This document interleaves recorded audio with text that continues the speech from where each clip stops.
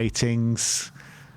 Vicario, he concedes 4 goals and ends up getting one of the best ratings on the pitch, which is unbelievable. I have to say the second goal.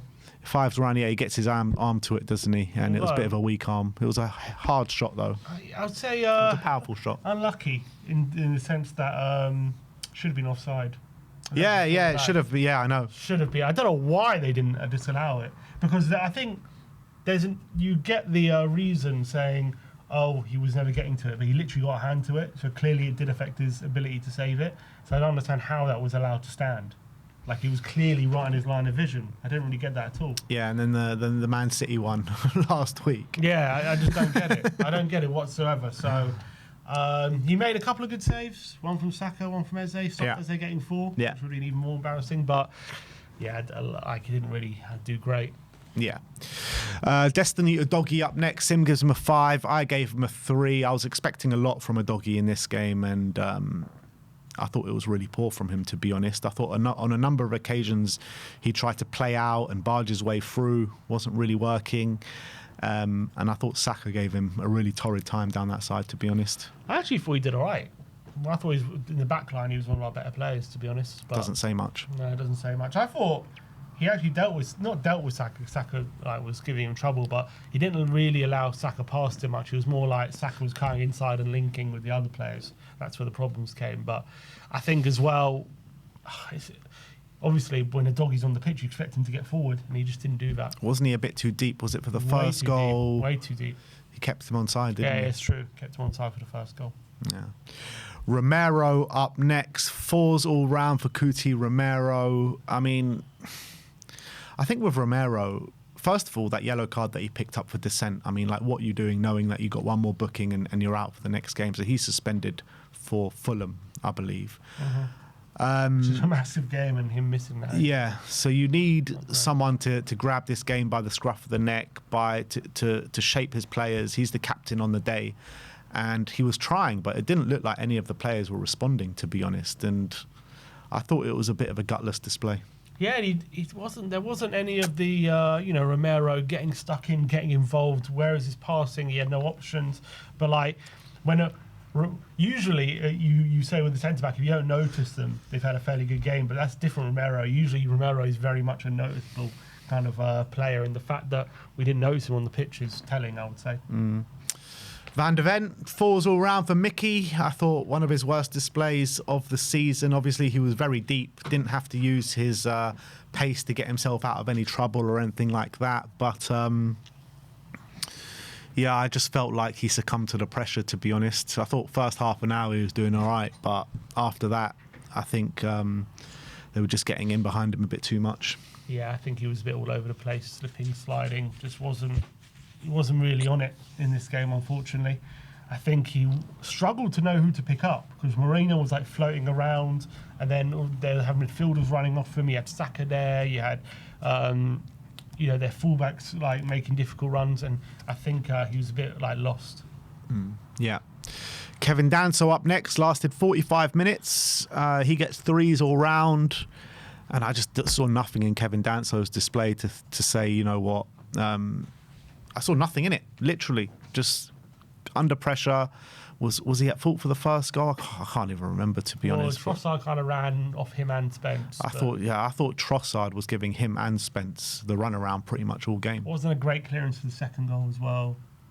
I thought he was really disappointing. On the ball, panicking a lot. There was a moment where... That is Danso, though, isn't it? Yeah, there was a moment he was inside the box. He just hits it straight up in the air, like panicking in his own box. Like, he doesn't have composure. Composure is not one of his strengths, is it, Dan? So he's not a very composed player, and I think we saw that. And he didn't get too many opportunities for a long throw. He did one, but came to nothing. Jed Spence, Sim gives him a 4, I gave him a 3, and I was one that was advocating for Jed Spence to play at right wing back, and he played basically a fullback in a back 5, to be honest, but no chances to get up the pitch. I thought he could use his physicality to really help us spring on Arsenal and use his pace in the transition, but we never saw that. And I thought defensively, actually, Trossard gave him no ends of problems throughout the game. Yeah, I thought he was going to be dealing with it a lot better. I actually thought Porro, he came on for like 10 minutes. I guess the game was dead by that point, but I thought he was a lot better than Spence, what he was showing. Well, didn't get any opportunity. Game was done though when Porro came on. Yeah, but he still showed a bit of something on the ball. Like Spence had did nothing. Like he didn't support the attack. He didn't press Trossard. He got caught out for the first goal. Ever since, recently he's just not been on good form, has he, Spence? It felt like it's been since the England call-up. So, I mean, ever since then, I've seen a decline in his performance, and it's worrying. João Palhinha, Sim gives him a 5. I gave him a 6. I thought, out of everyone, he was the one that kind of half knew what it meant to play in a North London derby. At least he was putting himself about and putting some challenges in.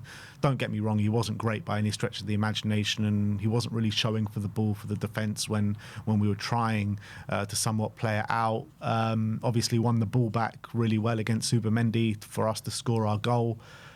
I thought he was just the best of a very bad bunch.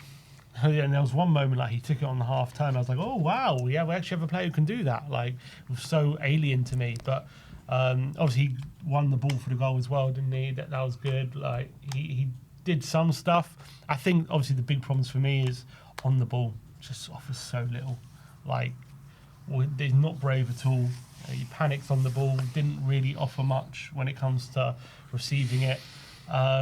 Off the ball, he did his most, but again he was covering. Seemed to be trying to put out so many fires, and there's only so much he can do. Rodrigo Bentancur, Sim gives him a 2, I gave him a 3. This guy was literally non-existent on the day, and you expect that kind of South American fight about Bentancur, and there was just no fight, no passion, no anything. I don't remember anything good he did during the game. He just let the game pass him by, was a complete passenger for the whole, however long he was on the pitch for. And yeah, I'm starting to really question Bentancur, because I know he's a good player. I know he's got some really good ability about him, and I know on his day he can be brilliant. But those days just don't come often enough, unfortunately. It's too few and far between now with Bentancur. And like I said, on his day, and we have seen him put in some really top displays this season, but his consistency is a massive problem. Oh, yeah, it's another terrible, terrible display, anonymous display on this occasion. Just all at sea. Rice and Zubimendi probably didn't have an easier game than they did yesterday. They were just running rings around them. Bentancur was chasing shadows, ended up getting a booking for getting the wrong side of timber. Was nowhere near combative enough. He couldn't get near anyone. He was literally chasing shadows. It was embarrassing at times. Yeah. Mohamed Kudus, falls all round for Kudus. I mean, literally, we were using Kudus like he was our basically get out of jail free card. We're just trying to give it to him and say, look, off you go. Take on the whole Arsenal team and work your magic. There was a couple of nice touches in there, but nothing really effective or anything like that. Yeah. It's just a mad game plan. Yeah, every time we got the ball, he was surrounded. His corners, I mean, I only think he had one corner, to be fair, but one corner we had, I think. I think he had a one free kick as well. His crossing, he only had literally minimal opportunities, but which when he did wasn't great. But again, he literally was asked to be like the best player. Superman. Yeah, and you just can't do it, especially against Arsenal. It's always going to be difficult. Tried to get in the ball, but it was too hard for him. Wilson Odobert, 2 from Sim, 3 from me. I think, obviously, we've all been praising Odobert a lot in recent weeks, but in this game, completely isolated. He looked like a boy against men, and unfortunately, the game just swallowed him, to be honest, because I thought he just got so easily dealt with. Yeah, he was anonymous. Didn't have a touch on the ball until the 25th minute. He was barely involved in the game. Was a complete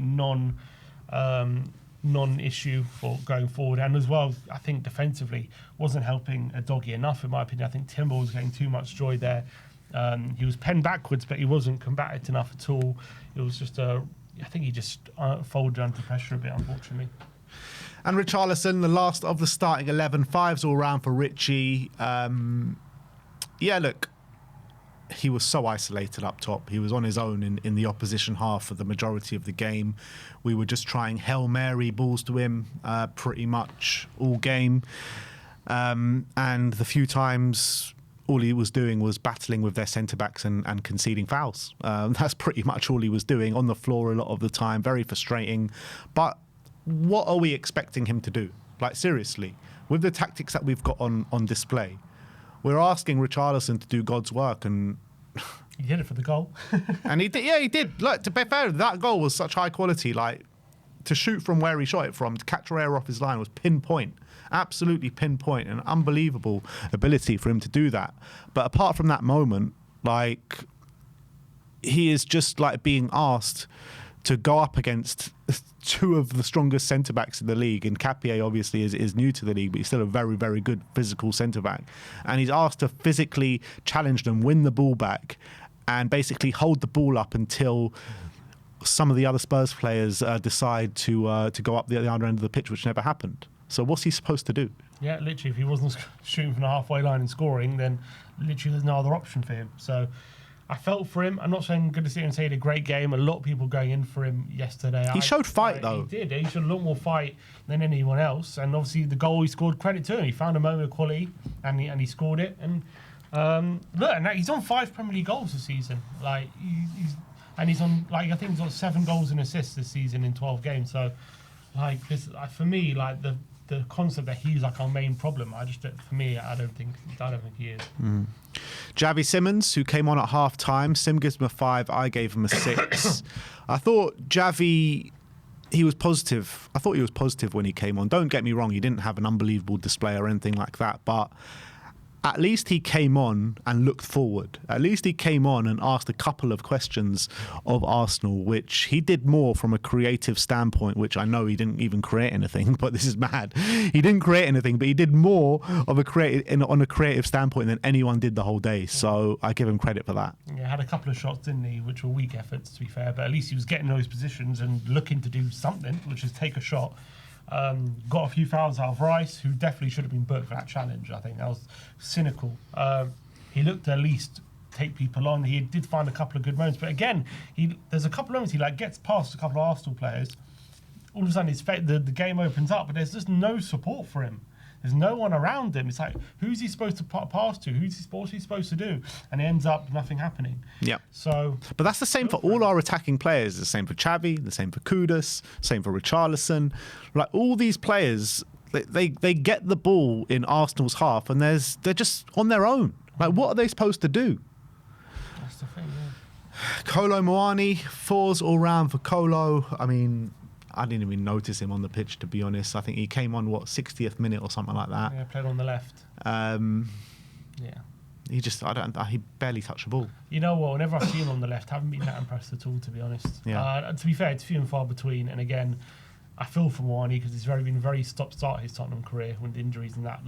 But yeah, he came on. I don't remember if he even had touch. It just, didn't do much. Pape Matar as well came on at a similar time, 4s all round, added a bit of legs to the midfield, but showed no signs of quality. Yeah, unfortunately, too little too late anyway by the time he came on to really change things. Yeah, didn't really change it. All right, now we move on to the manager. Sim gives him a 2, I gave him a 1, and this, I gave him a 2. yeah, I don't know why I gave him a 1. This was the worst performance I've seen from Spurs at the Emirates, and I've seen some horror shows at the Emirates. To create as little as we did, to set up in the manner of which we did, I think, it really is not acceptable from the manager. I don't know what else to say about it. Like, to go 5 at the back, to play 2 defensive midfielders and still look as open as we did, not retaining any sort of ambition to go forward, resulting to hit and hope Hail Marys up to Richarlison, to hoping that Kudus can take it round their whole team, just expecting Udogie just to bulldoze through their whole team. Like, all Frank has done this game is try and rely on individual quality or just moments of madness where we can just capitalise off an Arsenal mistake, which isn't going to happen. If you're going to play 5 at the back, you can't play 2 in midfield. You can't concede the midfield to Arsenal. They've got such a strong midfield. You can't expect two midfielders to gain that midfield battle, and that is exactly what happened. I think if you're going to play five at the back, what I said before the game is 3-5-2. Pack the midfield out with three players, three aggressive players, like we said. I think we said Sarr, Bentancur and Palhinha. That might have been a bit better. At least it gives Arsenal more things to talk about, think about. But the way we went about the game was just completely wrong. You could tell from the first 10 minutes, like, this was going to be an embarrassing day. And by God, was it embarrassing. Conceding 4 to Arsenal on any day is embarrassing, but we could have conceded 5 or 6. The lack of plan was shocking. The lack of intent was shocking. And you got to say, given how the players came out, I think the players deserve a lot of criticism for how they performed. But you got to say as well, you got to question his ability to motivate these players right now when they're performing like they did with that lack of intensity in the derby. Like I've always said, look, I was looking at Frank and how he talks to his team. Is he the most? He's very much focused on details and these little things, but you need to be able to get into these players and motivate them as well and get that extra bit out of them. And at the moment, he's clearly struggling with that as well. So big question marks to that. Shocking display tactically from him. If that's the best he can come up with when it comes to a plan in a North London derby, then he's got big question marks there. And the problem is, this is not the first time we have seen this from him and from Tottenham this season. So at the moment, big question marks on Thomas Frank, and a lot of fans are starting to question him. Yeah, you know, it's like you're 2-0 down at half-time after a shit show of a first half. You're thinking, all right, keep it tight. Keep it tight. Don't go 3-0 down within 10 seconds of the second half. Like, how stupid can you be of the same mistakes that they were making in the first half as well? It's just madness. It's absolutely madness to me how you can have Eze so free on the edge of the box on multiple occasions when you've got so many defensive players on the pitch. Mm-hmm. How is there just a sea of space when we've got so many players back? Doesn't make any sense. But Frank has got a lot to answer for, and he has got to change things quickly. Otherwise, that'll be that. But that is our player ratings. Let me know in the comment section below your thoughts regarding those, and put your ratings in the comment section below as well. And we're going to